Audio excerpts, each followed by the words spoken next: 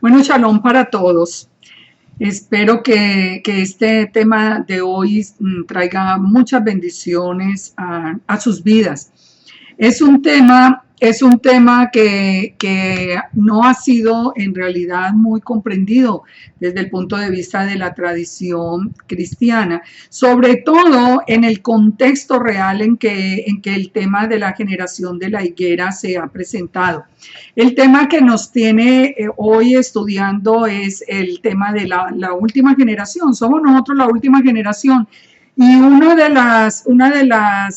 las razones que nos dejó Yeshua, una de las claves para saber si nosotros éramos esa última generación, fue precisamente en Mateo 24:32 sus palabras cuando dice: de la higuera aprended la parábola. Cuando ya su rama está tierna y brotan sus hojas, sabéis que el verano está cerca. Así también vosotros, cuando veáis todas estas cosas, conoced que está cerca a las puertas. De cierto os digo que no pasará esta generación hasta que todo esto acontezca. ¿Por qué les decía yo que era un tema que en el contexto de la iglesia no se había entendido mucho?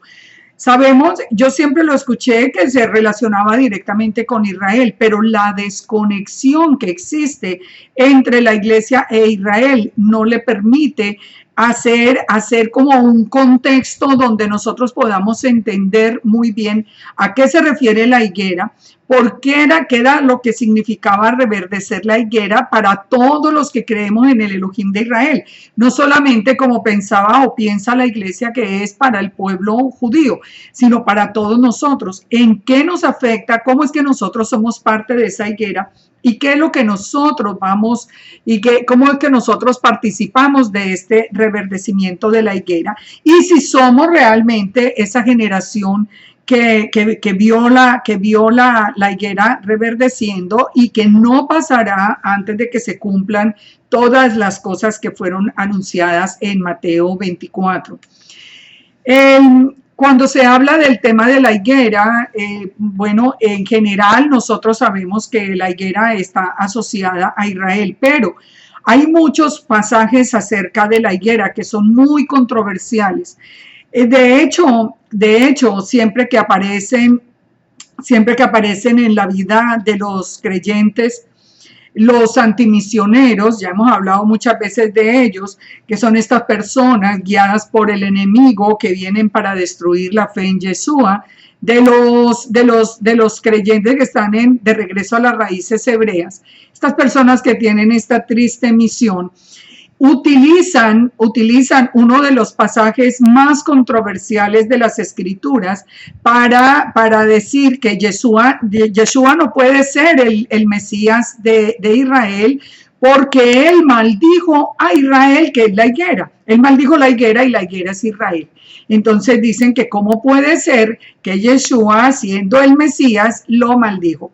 Lógicamente que esto lo vamos a entender hoy, espero que lo podamos entender con mucha claridad y espero que ustedes puedan tener entonces una respuesta para estos sembradores de cizaña que están haciendo tantos estragos en el regreso de las raíces hebreas.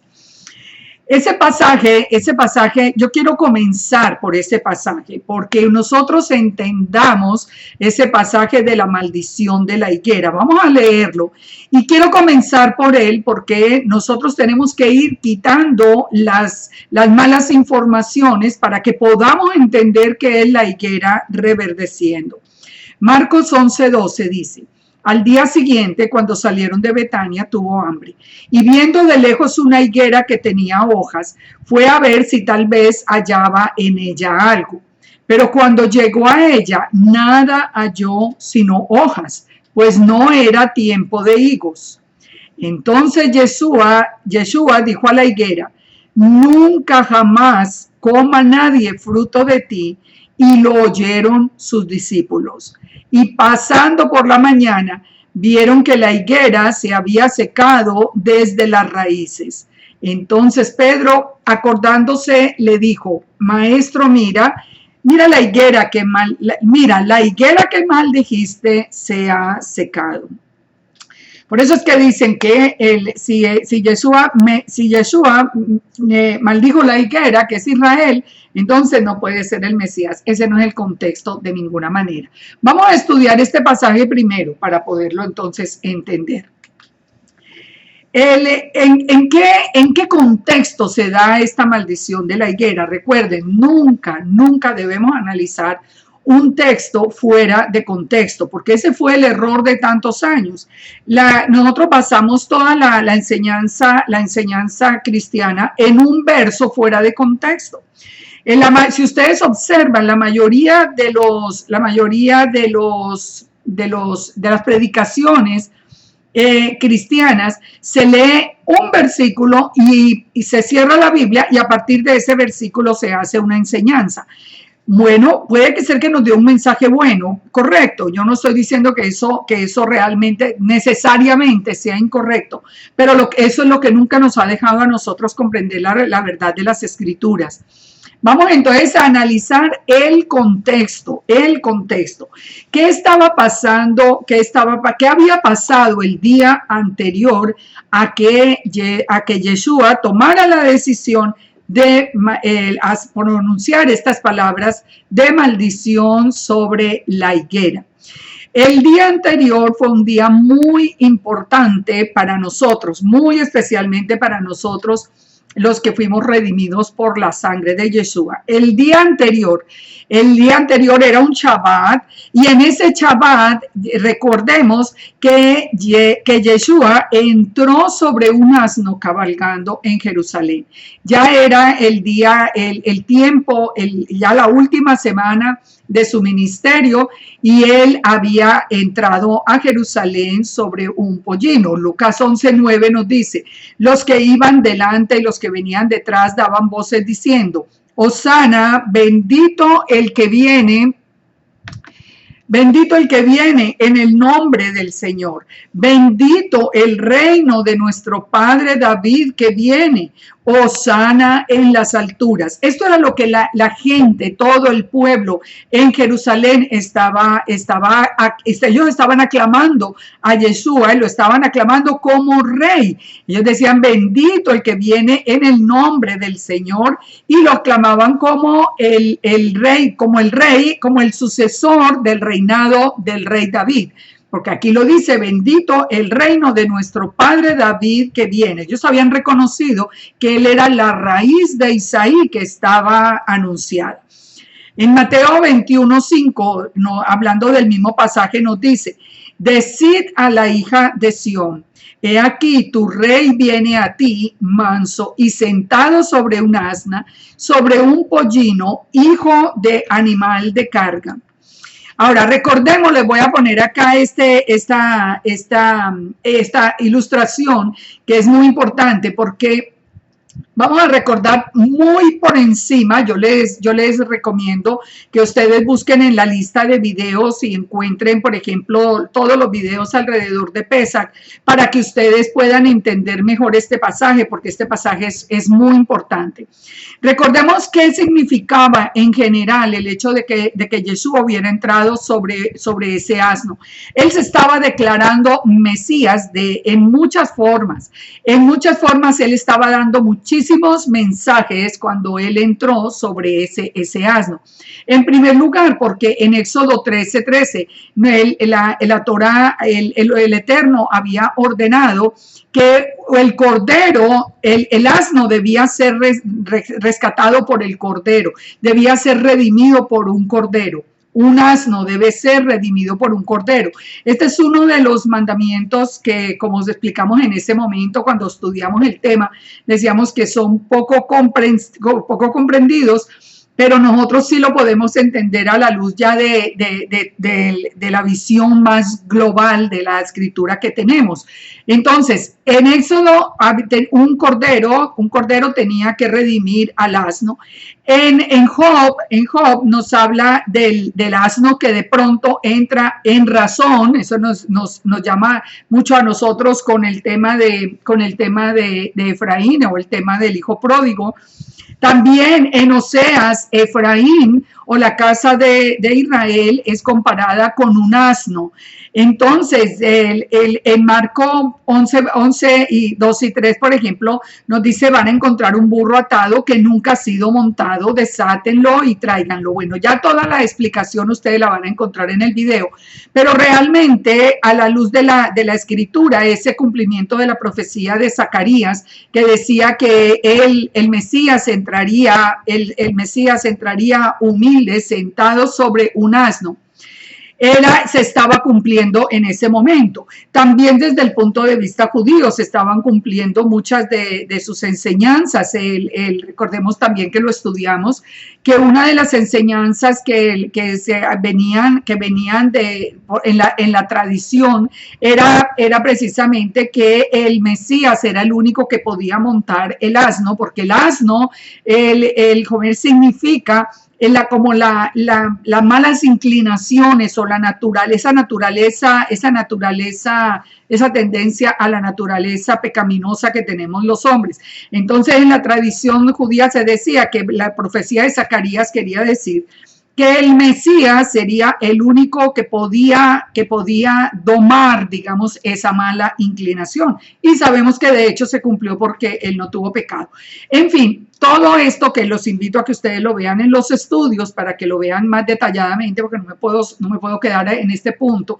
Eso estaba aconteciendo el día anterior.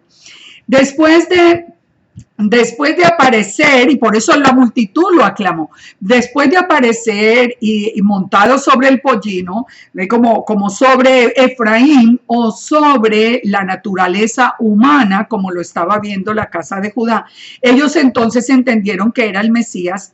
Inmediatamente después de esto, el Mesías entró en el templo. Cuando entró al templo, él entró a hacer un juicio sobre el templo. Mateo 21:12 nos dice, y entró Yeshua en el templo de Dios y echó fuera a todos los que vendían y compraban en el templo y volcó las mesas de los cambistas y las sillas de los que vendían palomas.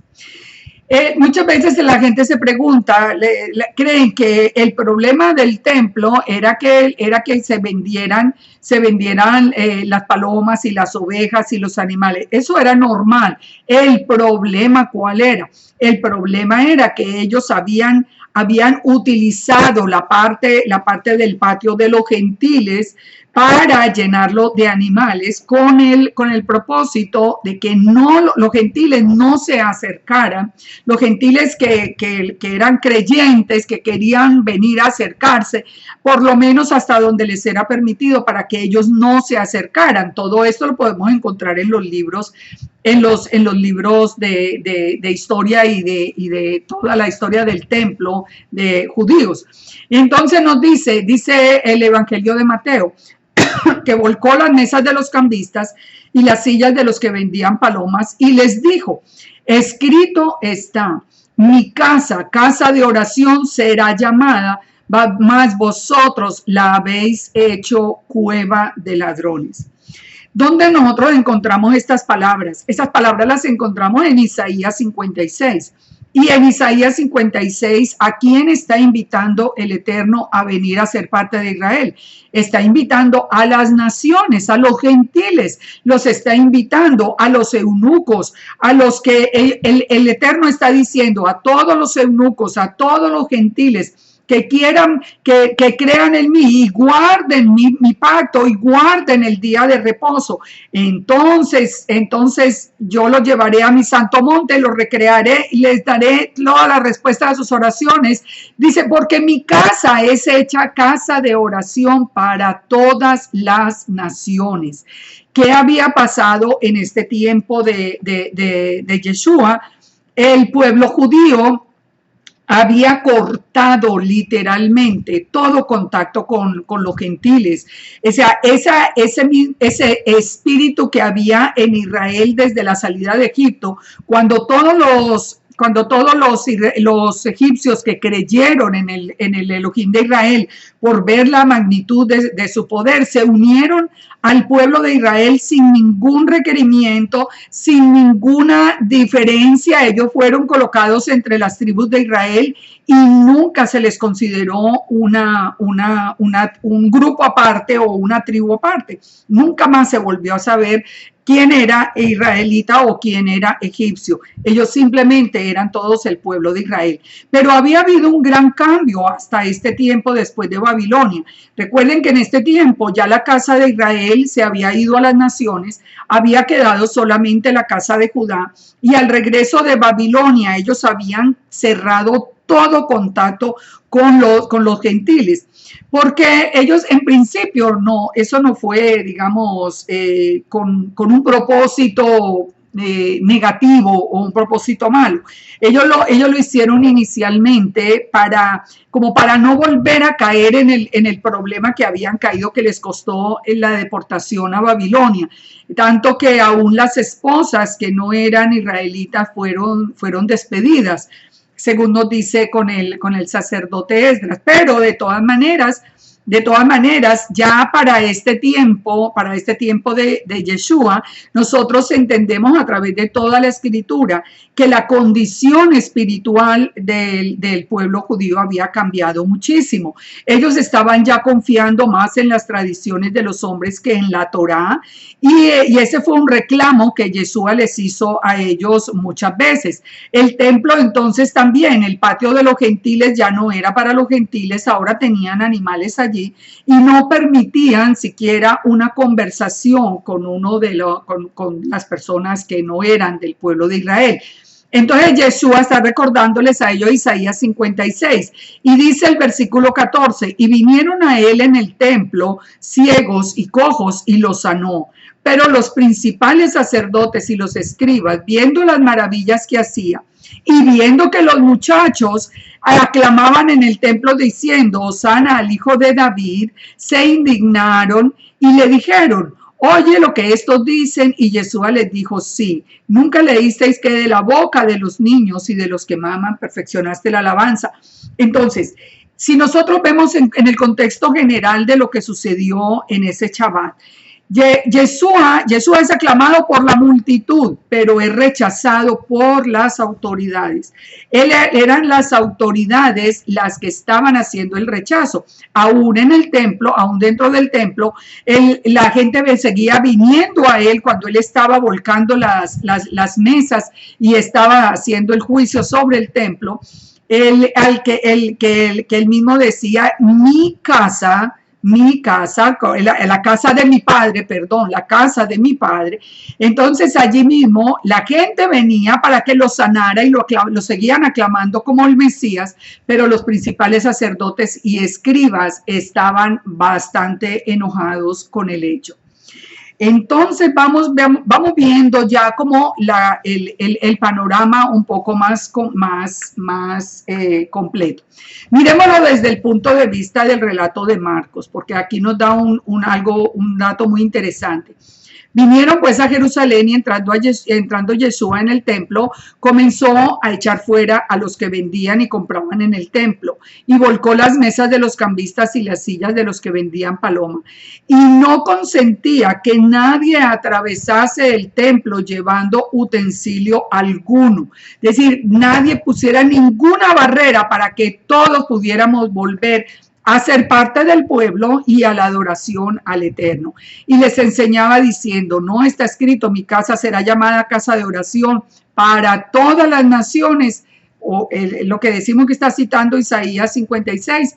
Y lo oyeron los escribas y los principales sacerdotes y buscaban cómo matarle. Es decir, lo que había en los corazones de ellos estaba tan lejos ya de las escrituras, tan cerca de las tradiciones, que ellos más bien querían desaparecerlo para que la multitud de Israel no creyera en él como el Mesías. Algo similar a lo que está sucediendo hoy.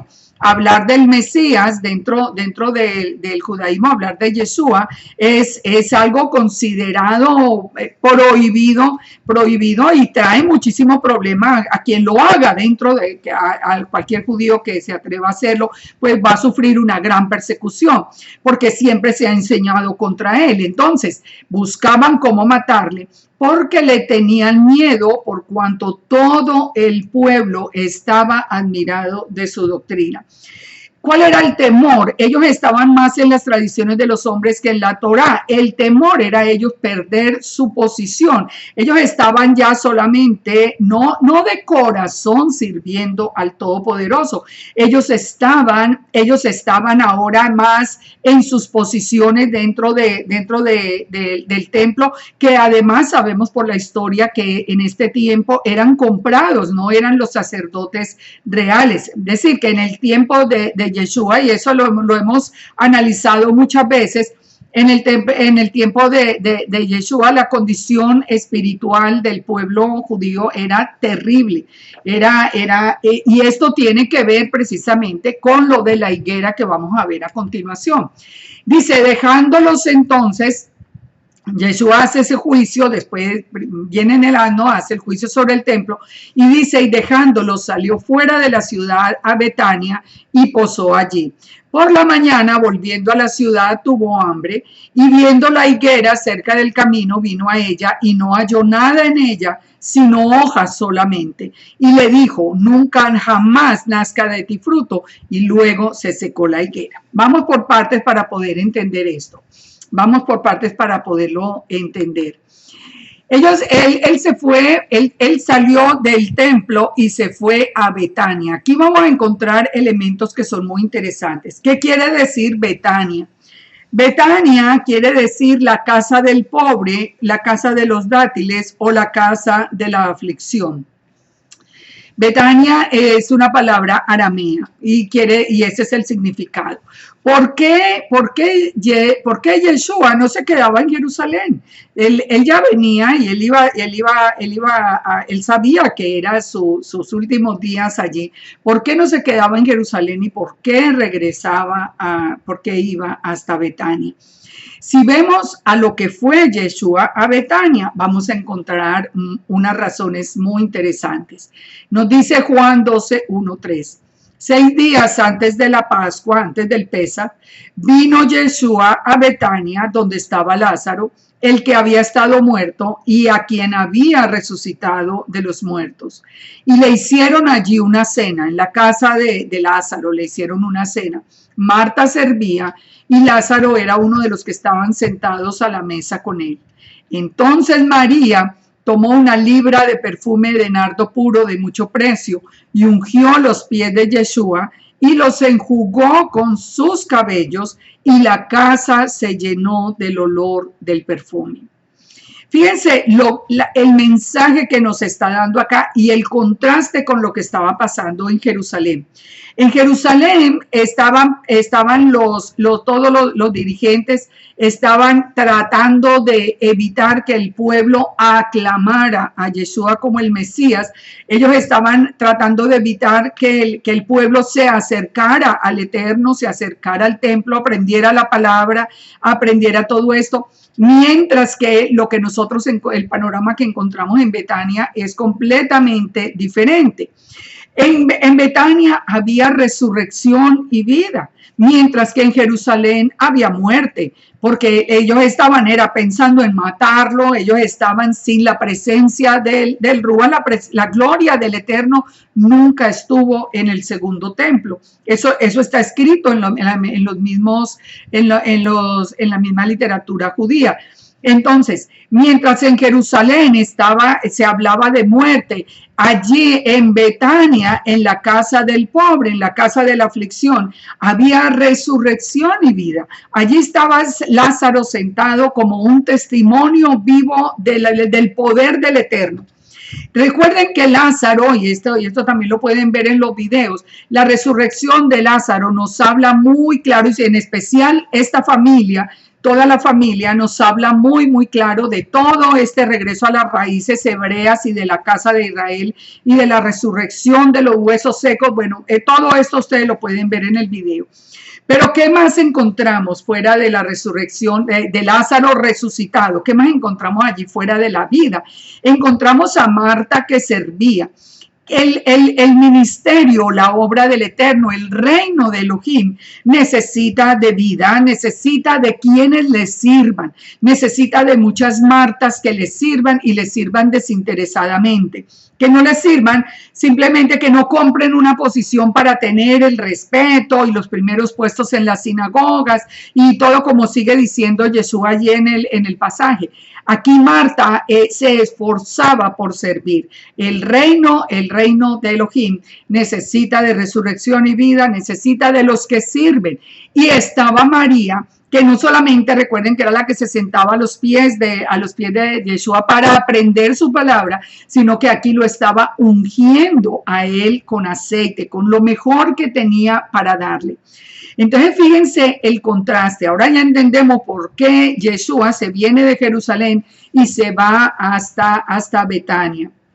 Entonces, en Betania hay un modelo de lo que realmente es el reino de Elohim, mientras que en Jerusalén está como el antimodelo, lo que era solo hojas sin fruto. ¿Por qué solo hojas? Nosotros vamos a verlo como la escritura nos va a hablar de la importancia de la higuera, que son los frutos, y vamos a unirlo con lo que Yeshua lo había encontrado. Un dato que no podemos nosotros dejar también aparte, antes de seguir, es que Yeshua ascendió a los cielos desde Betania. No propiamente no en el propio Jerusalén. Él sale ya en la salida hacia Betania, él asciende a los cielos. Mientras en el templo entonces solo había hojas. En el templo había hojas. En el templo no había fruto. Porque ¿qué es el fruto? El fruto es no solamente cuando la palabra viene a mí y transforma mi vida y hace que mi vida dé fruto, sino cuando yo me vuelvo portador de esa palabra, como hacía Marta, servir para el reino del Eterno, me vuelvo portador de la palabra y empiezo a llevarla, como fue la gran comisión, que nosotros lleváramos la palabra hasta lo último de la tierra. Entonces, en el templo, ¿qué había? En el templo había solo las hojas. Personas que habían dejado la palabra, que seguían las tradiciones y que estaban negando la palabra a todo el resto de las naciones. No se escondieron el nombre del Eterno, la Torá no la enseñaban, no la enseñaban, y aún hoy todavía nosotros encontramos todavía una pared inmensamente grande colocada allí. No muchos que vienen todavía con las distorsiones de las leyes de Noah, que ya lo hemos visto muchas veces. Eso es mentira, eso es una enseñanza de odio que no está en las escrituras. Y así vienen con la Torá no es para ustedes, la Torá es solamente para nosotros. Todo esto es parte de lo mismo. Esa higuera que solo tenía hojas muy pomposas, muy bonitas, muy bien adornados los sacerdotes, muy bien adornado el pueblo de Israel, pero sin dar fruto. Recuerda que esto también nosotros lo pudimos ver en el estudio que hacía referencia al buen samaritano. ¿Quién fue el que ayudó al buen samaritano? No fue el sacerdote, no fue el escriba, sino que fue uno de los samaritanos el que ayuda al hombre que está herido. Es exactamente lo mismo. El reino estaba completamente cerrado para que nadie pudiera entrar. Entonces no había fruto. Al día siguiente, entonces ya Yeshua pasa la noche en Betania, donde sí hay ese reflejo del reino, y al día siguiente, cuando salieron de Betania, tuvo hambre, y viendo entonces de lejos, otra vez a entrar ahora sí para analizarlo, viendo de lejos la higuera que tenía hojas, fue a ver si tal vez hallaba en ella algo. fue a ver si hallaba algo. ¿Se dan cuenta? Pensemos en las hojas como algo que solamente los cubre por encima. Entre otras cosas, vamos haciendo desde ahora una relación que es muy interesante. Cuando Adán y Eva pecaron, ¿con qué se cubrieron ellos inicialmente? Con hojas de higuera. O sea, ellos se cubrieron, digamos, como con esa cobertura externa de Israel. Pero en el Génesis, en el libro de Bereshit, el Eterno mismo nos da a nosotros todo el significado, el estudio, cuando dice que no se debían tapar con las hojas, sino con la piel del animal que fue sacrificado, que nos está hablando del sacrificio del cordero. Ellos fueron cubiertos, el pecado de ellos fue cubierto por la sangre del cordero y no por la vestidura externa como las hojas de higuera. Pongan atención porque de verdad que son muchos conceptos, pero muchos conceptos que nosotros tenemos que profundizar, Hoy, ¿qué pasa hoy? Voy a hacer un paréntesis acá en la lectura. ¿Qué pasa hoy? Muchas personas que en otro tiempo, algunos, porque yo sé que hay mucha gente que está mintiendo con eso, pero algunos que anteriormente tuvieron la revelación de Yeshua y entendieron el sacrificio del Cordero por ellos, que eran parte de ese asno que era Efraín, y aunque no lo entendieran en esos términos, pero tenían la revelación del sacrificio de Yeshua. Hoy, en lugar de dar fruto, en lugar de volver a la iglesia o a las personas que eran sus pastores, sus compañeros, en vez de venir a traer el reino, la palabra del reino que les fue revelada, ellos dejan los frutos, se cortan los frutos, se visten de hojas, se ponen talit muy ostentosos y levantan su cabeza un poquito más de la cuenta. Y olvídense que no quieren siquiera hablar con los que consideran hoy paganos, que eran sus hermanos. Mire, todo esto nosotros lo podemos ver tan claro cuando vemos la higuera. Solo vestidos de hojas. Entonces las mujeres con el vestimento y velos y tantas cosas bien que llamen la atención, que todo el mundo se dé cuenta que, mira, esa es una persona de Israel, pero en su corazón nada que dé fruto. No desprecian al creyente en Yeshua, desprecian a Yeshua, lo insultan. Bueno, cuántas cosas estamos viendo en este tiempo. Solo vestidos de hojas. Ni Adán ni Eva pudieron hacer eso. El Padre les quitó las hojas y los cubrió con la piel del cordero. Y aquí también Yeshua está viendo que la casa de Judá se volvió solamente hojas y sin fruto. Pero pongan atención a esto, volvamos al texto de Marco. Dice, viendo de lejos una higuera que tenía hojas, fue a ver si tal vez hallaba en ella algo, o sea, a ver quién había allí con fruto. Pero cuando llegó a ella, nada halló sino hojas, pues no era el tiempo de los higos. No era el tiempo de los higos. La pregunta entonces era, bueno, ¿y por qué entonces Yeshua maldijo la higuera si no era tiempo de higos? Pues no tenía por qué darlos. Aquí es donde yo quiero que vamos a la enseñanza real de todo esto. Lógico, Yeshua sabía cuál era el tiempo de la cosecha, pero de todas maneras no era el tiempo de los higos, porque ahorita vamos a entender qué fruto hay en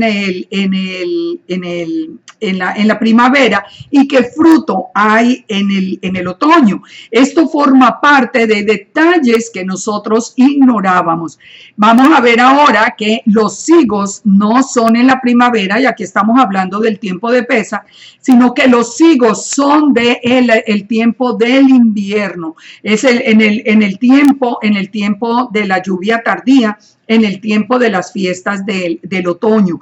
Así que no era tiempo de higos. Él estaba buscando un fruto. ¿Cuál era el fruto que él debía encontrar? Ahorita lo vamos a entender más fácil, pero les adelanto algo para que no se nos quede esta idea en la mitad. En la primavera, la higuera da las brevas, lo que nosotros conocemos como las brevas. Esa es la que se da en la primavera. Pero ahora que estudiemos a qué hace referencia la breva, vamos a ver por qué no había brevas ¿Y por qué? Y porque no era tiempo de higos.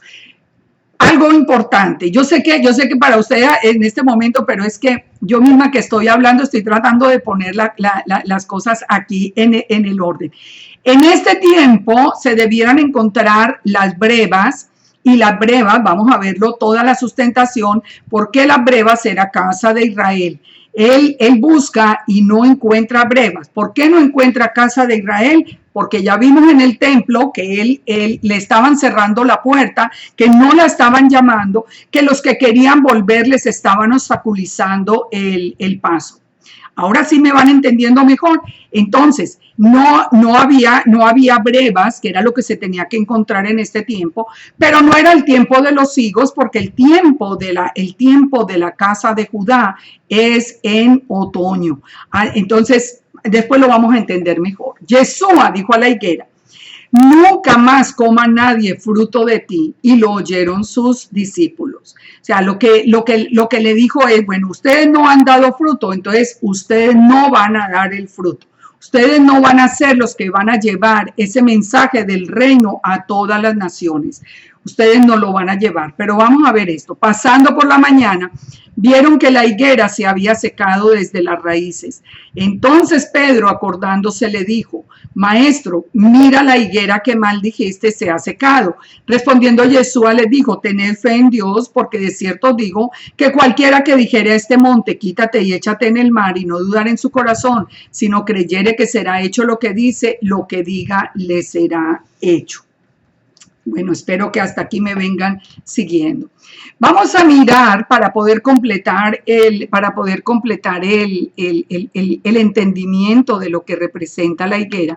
Vamos a mirar lo que es la higuera en las Escrituras. Vamos a dejar acá un momento, ahora volvemos, pero vamos a ver la higuera en las Escrituras. Israel es llamada la tierra de los higos. De Deuteronomio 8:7 dice: porque el Eterno, tú Elohim, te introduce en la buena tierra, tierra de arroyos, de aguas, de fuentes, de manantiales que brotan en vegas y montes, tierra de trigo y cebada, tierra de vides, higueras y granados, tierra de olivos, de aceite y de miel. Al final vamos a ver algo muy interesante con todo esto que se encuentra en Israel. Pero recordémoslo: tierra de trigo y cebada, tierra de vides, tierra de higuera y granados, tierra de olivo, de aceite y de miel. Tierra en la cual no comerás el pan con escasez, ni te faltará nada en ella, tierra cuyas piedras son hierro, y cuyos montes sacarás cobre, y comerás y saciarás y bendecirás a Yahweh tu Elohim por la buena tierra que te habrá dado. Entonces, Israel es llamada una tierra de higos, la tierra de la higuera.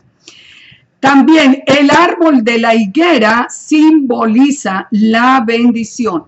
En las Escrituras, estar sentado bajo la higuera representa prosperidad, paz y provisión.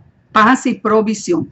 ¿Dónde lo encontramos? ¿Dónde encontramos que este es el significado de estar sentado bajo la higuera? Lo encontramos en Primera de Reyes 4:25. Y Judá e Israel, dice, vivían seguros, cada uno debajo de su parra y debajo de su higuera, desde Dan hasta Beersheba, todos los días de Salomón.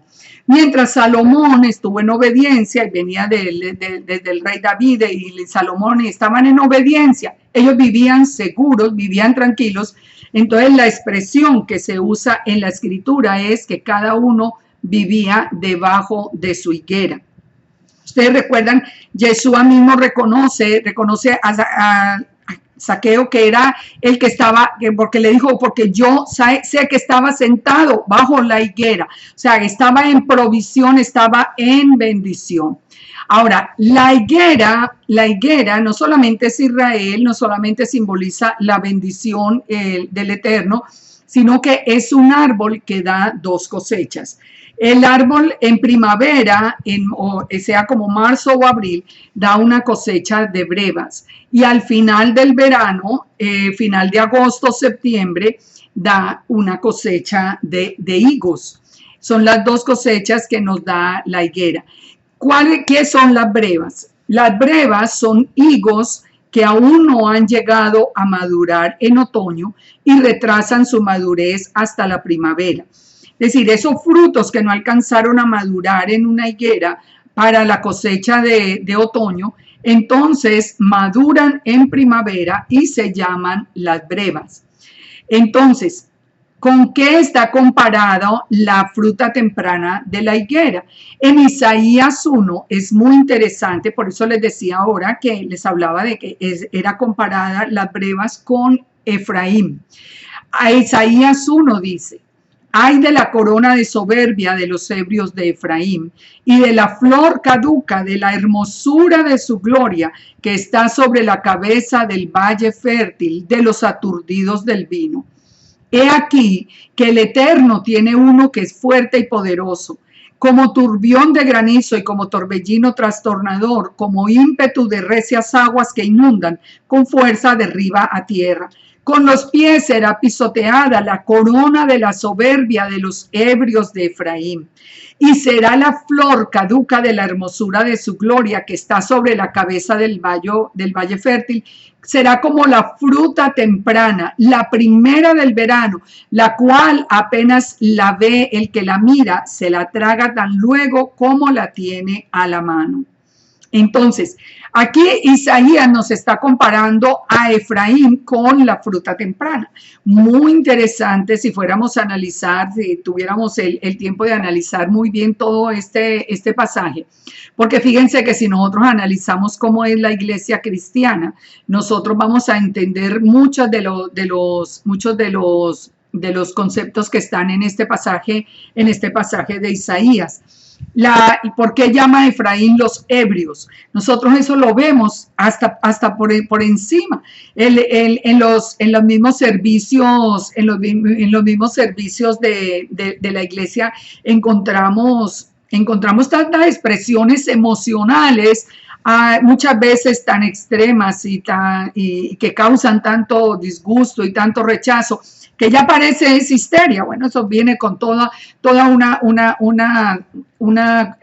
contaminación con el Kundalini, con todas esas cosas, pero eso se ha metido mucho dentro de la iglesia. En la misma iglesia se habla de como de borrachera espiritual, que se habla como esto tiene mucho que ver con la dinámica que se vive dentro de las iglesias. Nos habla también de la corona de soberbia de los ebrios de Efraín. ¿Cuál es la corona de soberbia que nosotros teníamos cuando estábamos en la iglesia? Pensar que nosotros no tenemos que obedecerle al Eterno, que nosotros podemos vivir como queramos, comer lo que queramos. No, nosotros ya somos salvos, nada nos puede quitar de aquí. Eso es una corona de soberbia, porque nosotros no venimos a situarnos donde debemos estar, de rodillas delante de nuestro Hacedor, para pedir su misericordia y hacer su voluntad. La corona de soberbia que habíamos aprendido nosotros dentro de la iglesia es algo que es increíble. Solo cuando el velo es quitado nosotros lo podemos ver, como haciendo nuestra vida como queremos, pensamos y le ordenamos al Eterno. Ustedes se acuerdan las órdenes para el Eterno. Yo decreto que hoy pase esto, como si el Eterno fuera nuestro sirviente. ¿Se dan cuenta? Todo esto no es, la palabra del Eterno es perfecta. Todo esto es absolutamente cierto y nosotros lo hemos visto y lo seguimos viendo. Entonces, las brevas eran ese primer fruto, eran los ebrios de Efraín, o Efraín en general, pues ya Efraín que está siendo restaurado en este momento, es considerado ese primer fruto de la higuera que aparece en marzo o abril. Ahora, ¿a ustedes no les parece muy interesante? ¿Qué pasa en marzo o abril? Es el tiempo de Pesaj. Y el tiempo de Pesaj, Yeshua, ¿con qué está relacionado directamente? Con la búsqueda de la casa de Israel. El hecho de que las brevas sean ese fruto que aparece en la cosecha temprana y tenga que ver necesariamente con el tiempo de Pesaj, no es una coincidencia, porque nos está hablando de la casa de Israel a la que Yeshua vino a buscar y que sería redimida en ese tiempo de la lluvia temprana de las fiestas del de las fiestas de la primavera. Cantares 2:11 también nos dice, porque he aquí que ha pasado el invierno, se ha mudado, la lluvia se fue, se han mostrado las flores en la tierra, el tiempo de la canción ha venido y en nuestro país se ha oído la voz de la tórtola.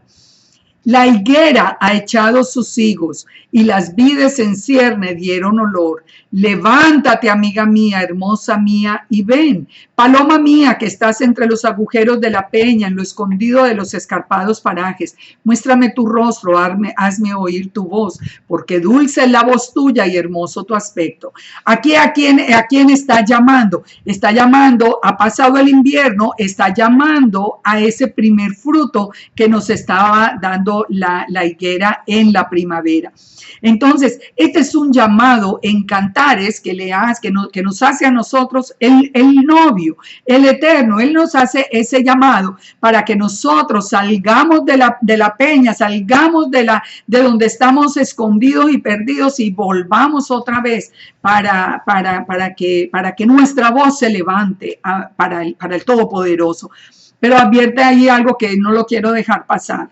Cazadnos las zorras pequeñas que echan a perder las viñas, porque nuestras viñas están en cierne. Es como una advertencia. Cuando esa higuera empiece a echar los higos, van a salir muchas zorras, pequeñas zorras, que van a destruir la cosecha. Y esas pequeñas zorras las estamos viendo, son los antimisioneros, todas esas personas que están destruyendo la fe en el Mesías, que están destruyendo la fe en las Escrituras, que están haciendo este trabajo de parte del enemigo tan terrible. Los higos entonces son la cosecha del invierno. Es interesante que si nosotros habláramos como del principio y del fin, nosotros sabemos quién iba a ser restaurado primero. Ya lo hemos visto también en otros estudios. La casa de Israel sería llamada desde los cielos, el Eterno silbaría desde los cielos, la casa de Israel se pondría en pie, que es lo que está pasando ahora. Nosotros nos levantaríamos de ser esos huesos secos sin vida porque no teníamos la Torá, y venimos y nos ponemos en pie y venimos a hacer esa cosecha de Pesach. Pero la casa de Judá va a ser restaurada después al final, digamos como la cosecha de invierno. La casa de Judá, recordemos que va a ser restaurada después. Hemos visto en los dos estudios anteriores que tenemos que tener mucho cuidado con no caer en esa trampa que se está tendiendo hoy, que dice que empiezan a rechazar a Judá, que empiezan a maldecir a Judá, que empiezan a descartarlo, aún la misma tierra de Israel. ¿Por qué? Porque dicen que Judá en este momento está en pecado y hay mucho paganismo dentro de la tierra. Ya lo hemos explicado. Así dijo la Escritura que iba a ser. O sea, eso, si ellos hubieran estado en santidad y completa obediencia a la Torá, las Escrituras se hubieran equivocado y las Escrituras no se equivocan. Entonces, ¿tenemos que desechar a Judá? No, absolutamente no. Eso es parte del plan del Padre. Ahorita vamos a verlo mejor, cómo el Padre tiene que traer primero a Judá a la tierra. Y después viene la cosecha de invierno, que es la redención de Judá. Primero se redime la casa de Israel, eso está escrito que así va a ser, y después toda la casa de Judá, nos dice en Zacarías 12, reconocerá al Mesías todos el mismo día, hombres y mujeres, todos el mismo día lo van a reconocer. Así que nosotros no nos tenemos que preocupar por eso, sino que solamente tenemos que orar para que ese día llegue pronto y ese día el Eterno tenga misericordia y sean muchísimos los que sean guardados de toda esa hora de juicio. Otro punto importante para saber de la higuera es que la higuera es un árbol que tiene raíces muy, muy grandes, muy extensas, y eso es lo que le permite soportar los largos y áridos veranos del Medio Oriente. La vida se puede comparar realmente con el desierto y nosotros necesitamos tener raíces muy fuertes para poder soportar todas las cosas que vienen en nuestras vidas y en especial en este tiempo final. Yo me sorprendo de personas que por cualquier detalle, porque no les salió bien algo, un negocio, o porque lo echaron del trabajo, o porque tiene una enfermedad, inmediatamente se olvidan del Eterno, lo quitan. No tienen raíces fuertes. Cualquier remesoncito, cualquier aire de conflicto, cualquier aflicción, corta por completo esa relación que tiene con el Todopoderoso. La higuera de Israel está hecha precisamente con raíces que han soportado la persecución, han soportado el ataque y el odio de todo el mundo durante todas las generaciones, porque nosotros sabemos que el Eterno no soporta lo que estoy diciendo. El Eterno le dio a Israel lo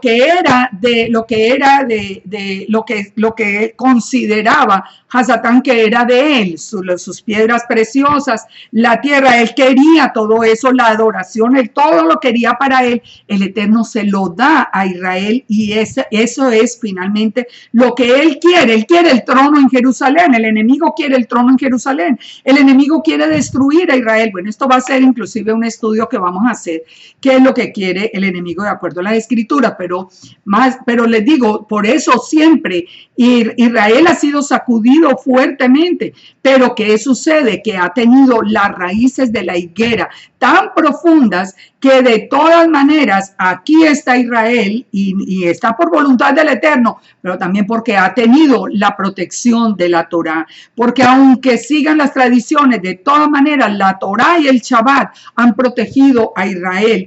Dice que mucho más ha sido la protección y han guardado a Israel más de lo que Israel mismo ha guardado la Torá y el Shabbat. Ahora, el Eterno también nos habló de higos buenos e higos malos. Entonces, todas estas características nos van dando el mejor entendimiento de la higuera. Jeremías 24:2 dice: una cesta tenía higos muy buenos como brevas, y la otra cesta tenía higos muy malos, que de malos no se podían comer. Y me dijo el Eterno: ¿qué ves tú, Jeremías? Y dije: higos buenos, muy buenos, y malos, muy malos, que de malos no se pueden comer. Y vino a mí palabra del Eterno diciendo: así ha dicho Yahweh, el Dios de Israel, como a estos higos buenos, así miraré a los transportados de Judá, a los cuales eché de este lugar a la tierra de los caldeos para bien. Porque pondré mis ojos sobre ellos para bien, y los volveré a esta tierra, y los edificaré, y no los destruiré, los plantaré, y no los arrancaré. Y les daré corazón para que me conozcan que yo soy el Eterno, y me serán por pueblo, y yo les seré a ellos por Dios, porque se volverán a mí de todo su corazón. Y como los higos malos, que de malos no se pueden comer, así ha dicho el Eterno, pondré a Sedequías, rey de Judá, a sus príncipes y al resto de Jerusalén que quedó en esta tierra, y a los que moran en la tierra de Egipto. Y les daré por escarnio y por mal a todos los reinos de la tierra, por infamia, y por ejemplo, como refrán y por maldición a todos los lugares donde yo los arroje. Y enviaré sobre ellos espada, hambre y pestilencia, hasta que sean exterminados de la tierra que les di a ellos y a sus padres. Entonces, fíjense, si nosotros analizamos este pasaje de Jeremías, encontramos que dentro del pueblo de Israel, en la misma cesta, el Eterno encuentra higos buenos e higos malos. A los higos buenos, ¿qué les promete? Les promete la tierra, les promete darles un corazón que lo ame a él, que lo reconozca, les promete que guardarlos como su Elohim, como su Padre. Él promete guardarlos de una manera especial, pero a los higos malos, que los va a separar, a esos se van a destruir. Es exactamente lo mismo que nos dijo a nosotros Yeshua, hablándonos de la separación del trigo y la cizaña. Recuerden, no hay mucha diferencia entre las brevas y el higo en cuanto a la fruta. Hay diferencia en cuanto al tiempo en que salen, pero no hay mucha diferencia en cuanto a la fruta misma. Yeshua también nos habló, nos hizo con la misma comparación con el trigo y la cizaña, y sabemos que no hay mucha diferencia entre el trigo y la cizaña. La única diferencia es que cuando el trigo madura, el trigo se inclina y la cizaña permanece erguida. ¿De qué nos habla? Del que se humilla delante del Eterno porque sí guarda sus mandamientos, porque él reconoce que él es Elohim sobre todas las cosas y reconoce que nosotros somos los siervos.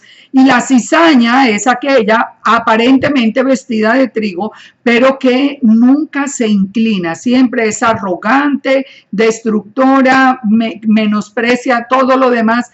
Pero ¿qué nos dijo Yeshua? Hasta el final crecerán el trigo y la cizaña, crecerán las brevas y los higos, pero al final serán separados. Unos vendrán como estos higos buenos a la tierra prometida y nunca más nos volverá el Eterno a arrancar de esa tierra, nos edificará, nos destruirá y no nos destruirá, nos plantará, no nos arrancará. Pero a los otros, a los higos malos o a la cizaña, la destruirá por fuego y quedarán ellos completamente por fuera del pueblo. Es el juicio al pueblo de Israel y el juicio comienza por casa. Así que vamos aprendiendo, creo que muchos conceptos que nos tienen que hacer pensar a nosotros. Ahora, entonces ya con este entendimiento, volvamos al tema de la maldición de la higuera. Y vamos a leerlo desde Lucas para añadirle algo muy interesante. Lucas 13:5 nos habla de la parábola de la higuera. Vamos a ver este tema, porque nos va a ayudar a complementar el tema de la higuera. Os digo, no, antes si no os arrepentís, todos pereceréis igualmente. Dijo también esta parábola. Tenía un hombre una higuera plantada en su viña y vino a buscar fruto en ella y no lo halló. Recuerden, es lo mismo que está haciendo Yeshua en el pasaje que nos está ocupando. He aquí que hace 3 años, dijo el viñador, dijo el viñador, he aquí hace 3 años que vengo a buscar fruto en esta higuera y no lo hallo. Córtala. ¿Para qué inutilizar también la tierra? Él entonces respondiendo le dijo, Señor, déjala todavía este año hasta que yo cave alrededor de ella y la abone. Si diere fruto bien y si no, la cortarás después. Pongan atención porque es que esto sí de verdad que las escrituras son sorprendentes. Yo siempre les digo, a mí la persona que me diga que las escrituras fueron escritos por hombres cualquiera, mire, jamás las ha leído, porque nadie pudiera tener la sabiduría para hacerlo. Mire esta parábola de la higuera, que es exactamente la que nos lleva a la maldición de la higuera. El hombre entonces tenía una higuera. ¿Quién es el hombre que tiene la higuera? El Eterno, que tiene su pueblo, Israel, plantado. Y el hombre vino a buscar frutos. O sea, Yeshua aparece, la imagen visible del Elohim invisible, aparece a buscar fruto en esa higuera y no lo halló. Y le dijo, hace 3 años que vengo. ¿Cuántos años fueron el ministerio de Yeshua? 3 años. Entonces, él está haciendo la parábola exacta. Él desde que vino, estaba examinando la higuera. Él desde que comenzó su ministerio, estaba examinando la higuera, a ver si era solo hojas o si tenía fruto. Entonces le dice, hace 3 años que vengo a buscar fruto en la higuera y no le encuentro. Yo llevo 3 años con la casa de Judá y yo no encuentro que tengan un fruto. Yo solamente los veo cubiertos de hojas. Entonces dice, ¿para qué van a inutilizar la tierra? Entonces él respondiendo le dijo, Señor, déjala todavía este año hasta que yo cave alrededor de ella. O sea, permíteme que yo trabaje un poco más con esta higuera, a ver si da frutos o si no, después se corta. Que cuando cuando viene entonces Yeshua en estos 3 años, él está haciendo milagros. Recuerde que él ha resucitado muertos, él ha cumplido con todas las profecías del Tanaj con respecto a su venida. Él estaba hablándole al pueblo desde día tras día en público. Él no estaba por allá escondido, él no tenía un sitio donde la gente debía venir. Él iba a las multitudes y redobló, digamos, que los esfuerzos para poder abonar esa higuera que en ese momento simboliza la nación judía y darle esa oportunidad de fructificar.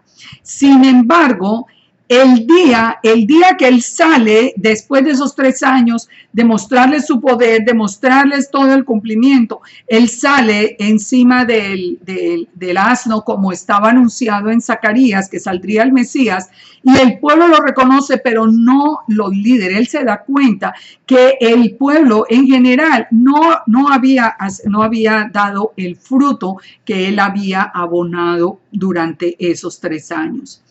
Entonces es cuando viene el tema de que él llega a la conclusión y le muestra a los discípulos, les dice: esta higuera solamente tiene hojas, esta higuera no da más fruto, hay que cortarla. La higuera, recuerden, es Israel. En ese momento ellos tenían todas las cosas del templo, estaban funcionando, todos los mandamientos del templo estaban en orden. Había un sistema de sacrificios, había el sacerdocio, el altar de bronce, el candelero, el pan de la proposición, todo estaba marchando, pero los corazones de las personas eran los que estaban muy lejos. Por eso Yeshua mismo le dijo: su corazón está lejos de mí, porque ustedes lo que enseñan y ustedes lo que aprenden son mandamientos de hombres y no los mandamientos de Dios. Esos corazones de estas personas estaban completamente lejanas. Entonces, ahí es cuando él dice: ya no haya más fruto. Cuando nosotros escuchamos una sentencia, la sentencia se había dado al principio de esos 3 años del ministerio de Yeshua, exactamente el día en que él viene a la inmersión en las aguas con Juan el Bautista. Eso está en Lucas 3:9, cuando se da la sentencia, que además era un día 9 de Ab, y se da la sentencia. Dice: ya también el hacha está puesta a la raíz de los árboles. Por tanto, todo árbol que no da buen fruto se corta y se echa en el fuego. ¿Qué quiere decir todo esto? Al principio de los 3 años les advierte a través de Juan el Bautista: si ustedes no dan frutos de arrepentimiento en estos 3 años, bueno, ellos no sabían que iban a ser 3 años, pero la parábola sí nos dice que eran los 3 años del ministerio. Pero la advertencia, porque recuerden, el 9 de Ab, cuando Yeshua viene a las aguas, es cuando comienza oficialmente su ministerio. Y ese día le advierte a Israel: si ustedes no dan fruto de arrepentimiento, la higuera va a ser cortada. La higuera de Israel va a ser cortada.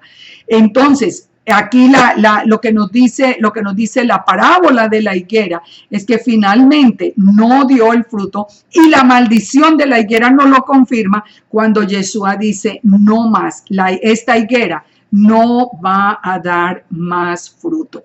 ¿Hasta cuándo? ¿Hasta cuándo no va a dar más fruto? Yeshua mismo lo había advertido: hasta el tiempo del fin. La higuera volvería a ser la higuera, Israel volvería a ser realmente como era el Israel original en el tiempo del fin. Ahora lo vamos a analizar con las palabras de Yeshua, pero que ya las leímos al principio, cuando nos dice: cuando vean que la higuera está reverdeciendo, saber que el verano está cerca, y esa generación no pasará sin que se cumplan todas las cosas. ¿Cuáles cosas? Las del fin, de las que está hablando Yeshua en ese momento. Fíjense que todo cuadra perfecto, todo está allí bien, una cosa detrás de la otra. Ahora, la importancia que tiene el fruto, la vemos nosotros a través de todo el plan del Eterno. Que nosotros no es para que nos vistamos aquí de hojas y nos pongamos aquí toda la vestimenta que como les decía, haga que nos reconozcan, esos son judíos o esos son de Israel. No, eso no es lo que quiere el Eterno. El Eterno quiere fruto, pero el fruto de todo. Cuando nos habla del olivo, que también representa a Israel, ¿a qué está haciendo referencia? Al fruto, al aceite. Cuando habla de la vid, no está hablando del vino. Cuando nos habla de la higuera, está hablando de los frutos. O sea, sin fruto, todo queda en apariencia de piedad. Si no hay un fruto, todas las hojas nos hablan solamente de apariencia de piedad.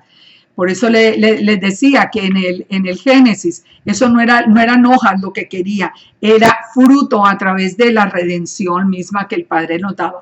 Proverbios 27:18 dice: quien cuida la higuera comerá su fruto, y el que mira por los intereses de su Señor tendrá honra.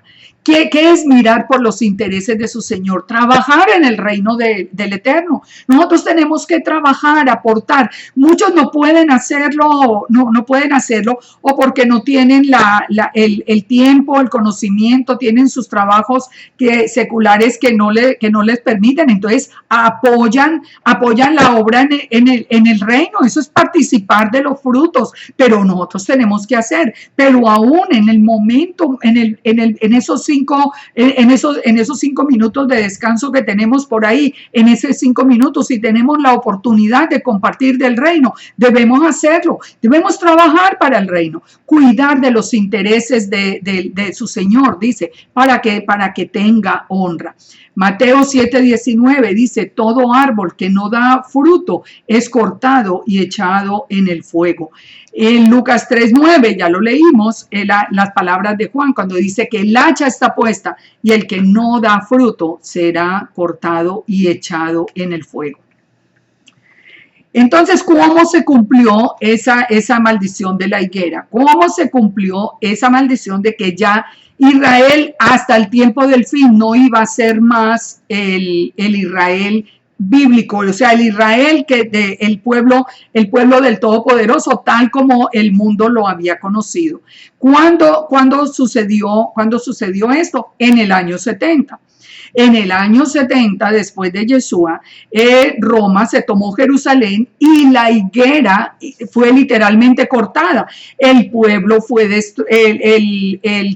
fue destruido, todos los judíos fueron echados afuera, fueron dispersos entre las naciones y literalmente la higuera fue cortada.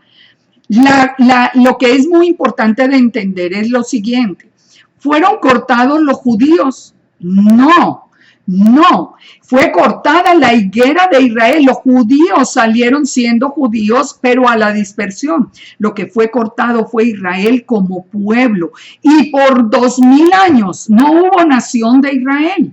Ahora, ¿por qué estoy haciendo énfasis en esto? Porque muchos interpretan esto como que el pueblo judío fue cortado. El pueblo judío es el pueblo del Eterno, es el pueblo que el Eterno ama, el pueblo que el Eterno va a redimir. Hoy están en pecado muchos y sí están haciendo cosas, pero el Eterno, esa es la casa de Judá y el Eterno, y es la casa real. Y el Eterno dijo que mientras existiera las leyes de la luna, el sol, de las estrellas, todas las leyes del cielo, Israel sería su nación. Así que lo que desapareció fue la nación de Israel. La nación de Israel fue literalmente borrada del mapa. Y por 2000 años no hubo nación de Israel hasta 1948, que comienza entonces el tiempo del fin y vuelve a haber una nación de Israel en la tierra.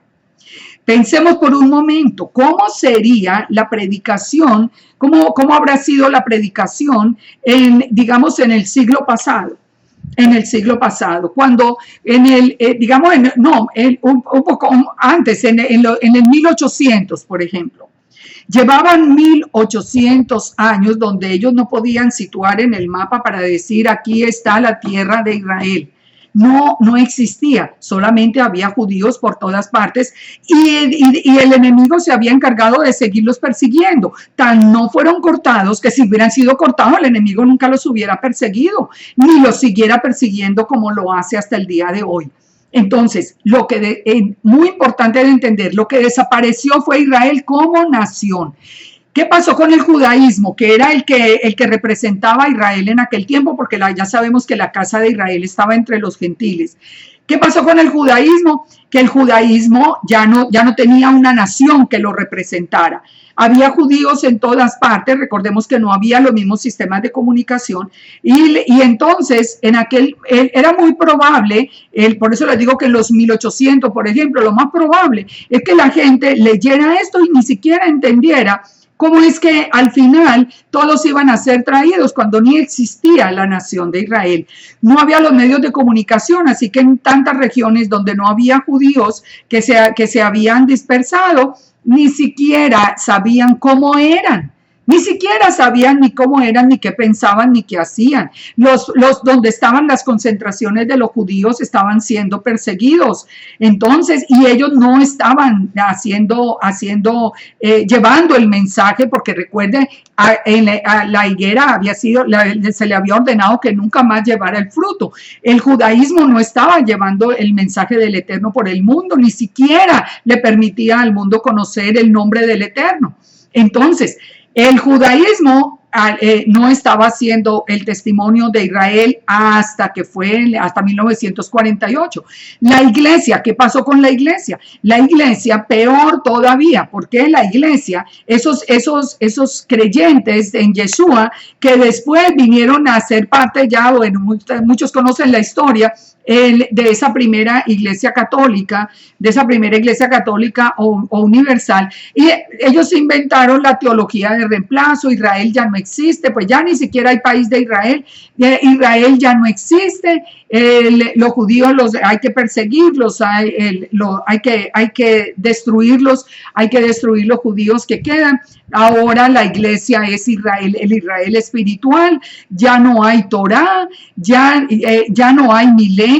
Eso, el amilenialismo, que es la enseñanza de que no hay milenio, es una enseñanza satánica, es una enseñanza que desconoce a Israel como la nación, es una enseñanza que viene de todo este tiempo, cuando hubo la teología de reemplazo. Entonces hoy dicen no, solamente los que somos creyentes en Yeshua somos Israel.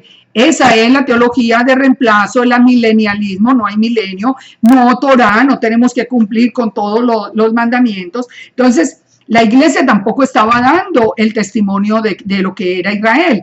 Roma, pues mucho menos. Roma había establecido inclusive un templo en una ciudad completamente diferente como Roma, había establecido lo que sería como la réplica, entre comillas, del templo de Jerusalén, que ellos mismos habían destruido y que ellos habían traído todas las cosas todos los utensilios del templo los habían llevado y los tienen como los tienen todavía hoy en el Vaticano. Entonces, fíjense, Israel como nación había desaparecido. Prácticamente ese Israel bíblico había desaparecido. Pero ¿qué sucedió? El 14 de mayo de 1948, el Estado de Israel declara su independencia y vuelve a ser un Estado. El mundo vuelve a oír hablar de Israel. Oiga, Israel de verdad se está cumpliendo la palabra. Entonces, vuelve a empezar Israel. La higuera está dando esa primera cosecha.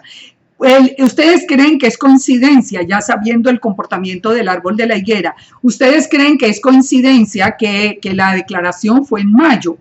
que fue en el tiempo de la cosecha temprana. No, nada es coincidencia. Fue en el tiempo precisamente de la primera cosecha. En 1967, en la Guerra de los 6 días, que fue allá como a nivel de junio, digamos como que ya hay una cosecha ya mayor, es cuando ellos recuperan a Jerusalén. Ellos recuperan a Jerusalén y ya ese Estado de Israel se va fortaleciendo y va apareciendo, va dándole otra vez al mundo el mensaje de estamos presentes. Israel vive y vivirá por siempre. Los judíos, la casa de Judá, empieza entonces a regresar a la tierra de Israel.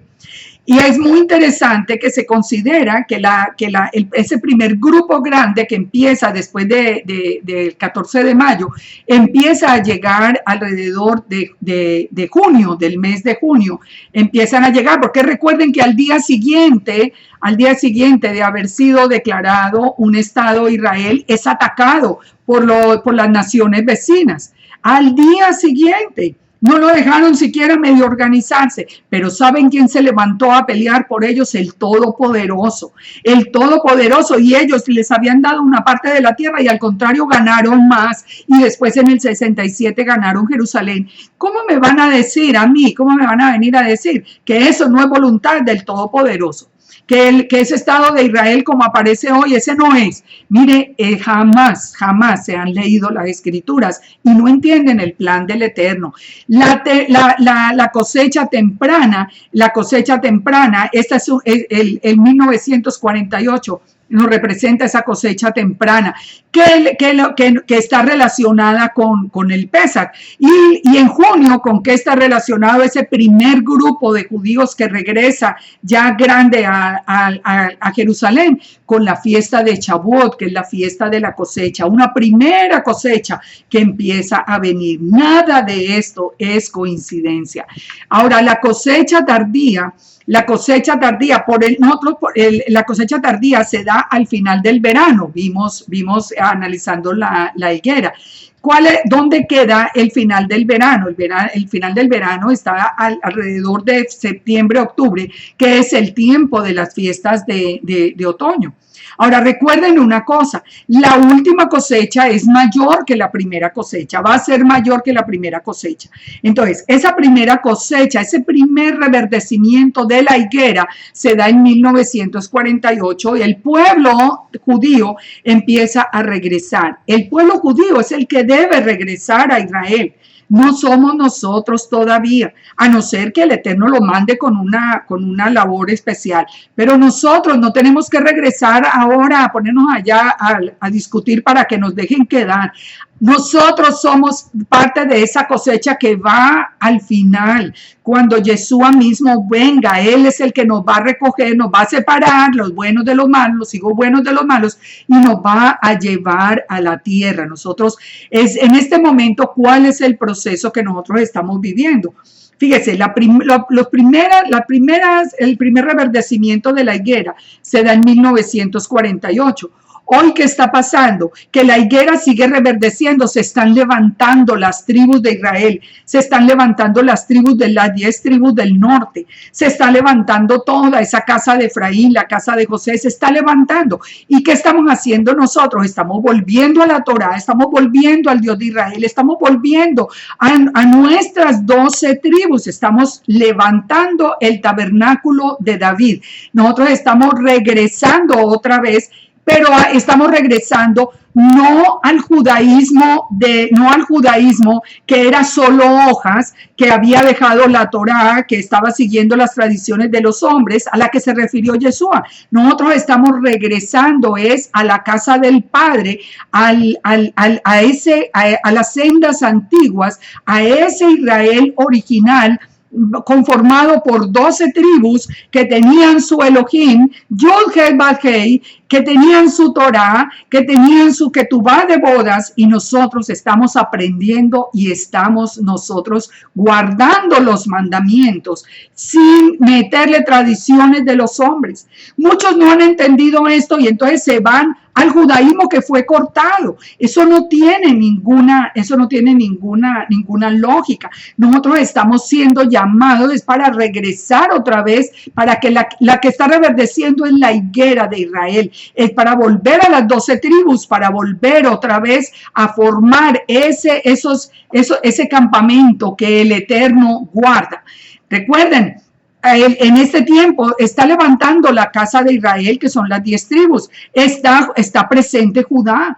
Judá, es el Judá verdadero. Eso que anda por ahí en las redes diciendo que usurpadores, que no sé qué. Mire, eso es del enemigo, sin duda alguna, porque Judá es Judá y Judá va a ser bendecido. Y léanse en Zacarías todas las bendiciones que tiene el Eterno para Judá. Cuando Judá reconozca al que traspasaron, cómo los fortalecerá, cómo los va a proteger, cómo él va a hacer juicio a las naciones por todo lo que le han hecho a Judá. Nosotros a Judá lo amamos, oramos por él, que en este momento se presentan cosas, que hay homosexualidad en Tel Aviv.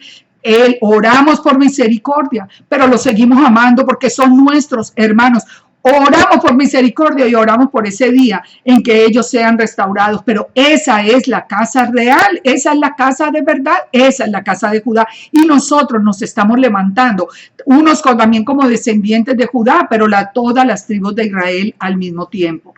Entonces ahora sí concluyamos con todo esto. Cuando Yeshua nos dice, de la higuera aprended la parábola. Cuando la rama está tierna y brotan las hojas, sabéis que el verano está cerca. El verano, esa cosecha, esa primera cosecha está cerca. Las hojas reverdecieron en 1948.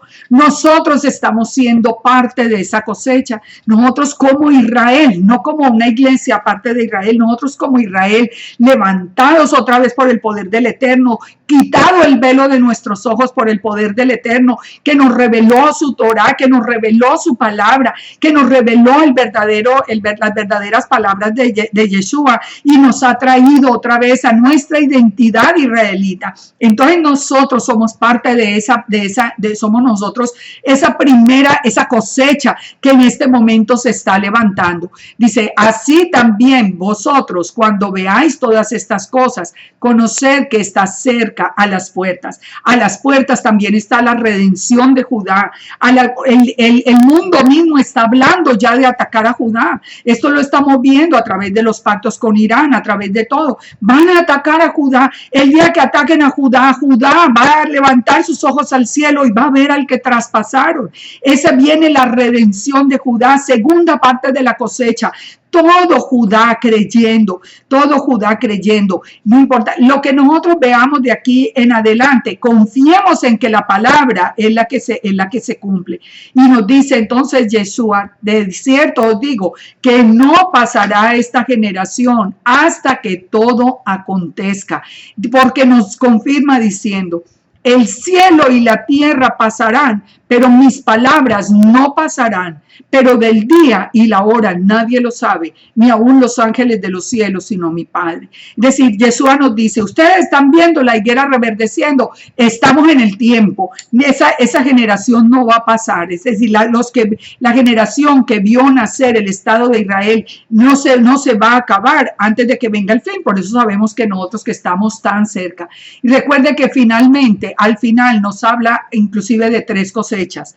La primera cosecha, la que regresó a Israel, cuando ya Israel otra vez fue nación y el mundo volvió a sacudirse frente a Israel y no a Palestina, como decían que estaba completamente, que además venía de los filisteos, o sea, nada que ver, de los enemigos de Israel. Ahora el mundo volvió a oír a Israel, la bandera de Israel se volvió a mover, la bandera de Israel que a tantos les molesta, pero que sabemos por qué les molesta, porque el enemigo le ha molestado siempre. Entonces esa volvió a ondear en el mundo. El mundo está mirando a Israel, porque Israel es copa de las naciones, y nos guste o no, el mundo está pendiente de Israel. Esa primera cosecha. Viene la segunda cosecha, venimos nosotros levantando las demás tribus, y viene una tercera cosecha que nos dice Apocalipsis, una gran multitud que se va a levantar en el tiempo de tribulación, que tristemente una multitud que hoy no quiere escuchar,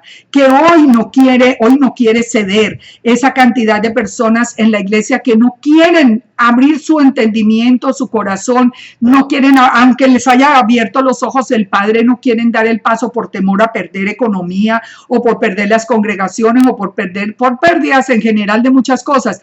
Entonces, o por miedo a enfrentar a las personas o a sus familias o a lo que sea.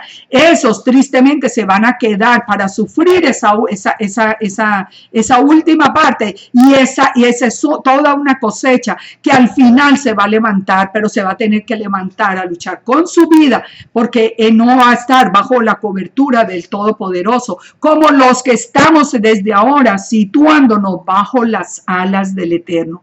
Esto es un llamado que yo espero que todo este tema de la higuera, yo espero que todo este tema de la higuera, el saber que somos la generación de la higuera, nos ayude a prepararnos para el tiempo final. Miren, si no volvemos a la Torá, si no volvemos al Shabbat, el Shabbat es la señal, las fiestas son las que nos van a indicar el tiempo del cumplimiento de todas las cosas. Iglesia, pastores, por favor, si ustedes no bajan su cabeza, esa corona de soberbia de Efraín, y no reconocen, estábamos equivocados, estábamos ciegos en parte por voluntad del Padre, pero estábamos ciegos si ustedes no lo reconocen, si no vuelven al Shabbat para tener la señal, si no vuelven a las fiestas para saber el cumplimiento de las cosas, si no vuelven a la Torá para estar en obediencia bajo las alas del Todopoderoso, entonces van a ser parte de esa multitud que a la última hora va a tener que enfrentar una dura batalla. Es el tiempo de regresar a la casa del Padre, no al judaísmo. El judaísmo va a ser restaurado. Por ellos oremos, a ellos los amamos, a ellos los guardamos, a ellos y los podemos ayudar, los ayudamos, porque son nuestros hermanos y ellos todavía no han entrado en la restauración. Pero nosotros que ya estamos acá, nosotros estamos llamados a dar fruto, y eso es parte del fruto, entender que somos un pueblo de 12 tribus, que somos un pueblo que llamado Israel, que guarda la Torá y que tiene un Elohim único y verdadero que se llama Yahweh, Yud He Bad Hei, y es el Elohim de Israel que eligió a su pueblo Israel eternamente. No hay una elección de una iglesia, no hay un pacto con la iglesia. Pastores, por favor, hagan ese alto, reconozcan con humildad y volvamos a las escrituras antes de que sea demasiado tarde. Recuerden que los que enseñamos tenemos que dar razón doble, porque no solamente damos razón frente al Eterno por nosotros mismos, sino por las personas que nos han sido confiadas bajo la enseñanza. Que el Eterno tenga misericordia de nosotros y nos ayude a nunca torcer una enseñanza, porque nosotros tendremos que dar cuenta. Somos la generación de la higuera, somos esa última generación, pero nos tenemos que levantar a dar fruto. Solo hojas no sirve para nada, solo apariencias no sirve para nada. Dejen de preocuparse por lo externo, que si se pone, que si no se pone, que... Olvídense de eso, trabajen en el corazón, que es el que da el fruto. Espero que este llamado de verdad los sacuda a ustedes. Miren, por favor, en vez de estar buscando a todos los terroristas del internet que nos están advirtiendo de todas las catástrofes que están, muchas de ellas están allí escritas. Dejen de buscar tanta cosa de personas que inclusive ni creen siquiera en el Eterno. Vuelvan a la Torá. Este es tiempo de buscar protección, es el tiempo de llevar el fruto a su casa, es el tiempo de hablarle a sus hijos, es el tiempo de hablarle a su esposo o a su esposa, a su familia, es el tiempo de dar fruto. Y si no tiene la oportunidad, ayude a que otro dé fruto y usted se hace participante de esos frutos. Pero es tiempo de buscar la protección del Eterno, las alas del Todopoderoso. Que el Padre nos guarde, nos bendiga, que nos siga revelando su palabra, que nos transforme ese corazón y nos dé un corazón que lo ame profundamente, que todo el resto de cosas pasen a un segundo y de ahí en adelante lugar, pero que el Todopoderoso tenga su trono en nuestro corazón. Que el Eterno nos bendiga y nos guarde. Shalom, shalom.